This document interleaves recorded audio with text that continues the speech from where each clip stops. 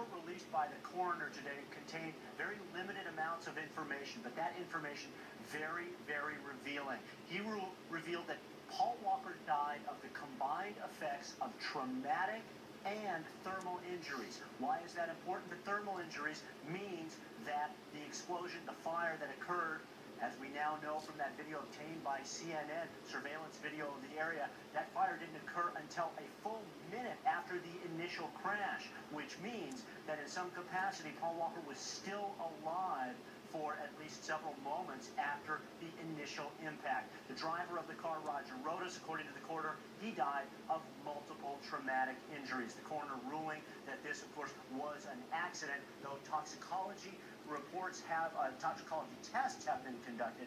That information, though, will not be available, will not be released for another 6 to 8 weeks, Brooke. What about Casey, this extremely successful Fast and Furious franchise? I know Fast and Furious 7 was, what, weeks from wrapping? Will they go on?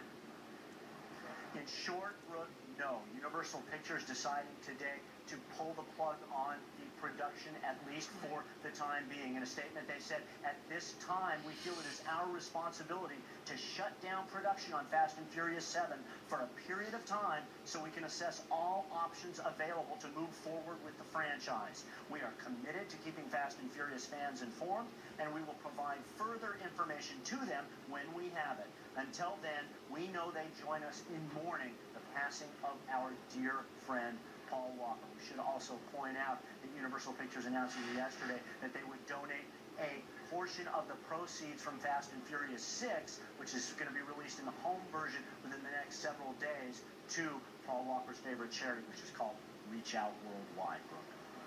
Casey Wine, thank you. And let's talk a little bit more about this car. Much has been said about this. This is like this limited edition 2005 Porsche Carrera GT that crashed. No, it's not a race car, but it's pretty close. CNN's Kyung La actually went out for a test drive.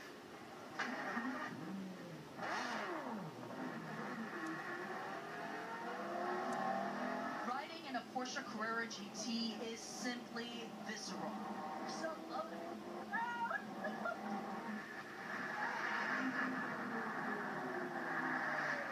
I'm at once exhilarated and carsick. It's like flying on the road, and it is terrifying, but strangely fun.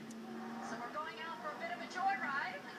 I'm the lucky passenger in Michael Weinreb's Porsche. He's an attorney by day, amateur driver by night. One of the few owners of the nearly 1,300 2005 Carrera GTs ever made. It's more the 0 to 100 time that's more impressive, which is under 7 seconds. The steering on this car is so tight and responsive. There's almost nothing like it in terms of road feel. Top speed, 208 miles per hour. Weinreb's supercar has been souped up from 612 horsepower to 660. Is it easy to do something stupid? You know, it is, because it's just having so much power under your foot that, you know, if things can happen. There can be a loss of control. Weinreb doesn't know what happened in actor Paul Walker's car crash, but being the owner of the exact same vehicle, he guesses it might be this. A cold car, cold tires, not racetrack conditions.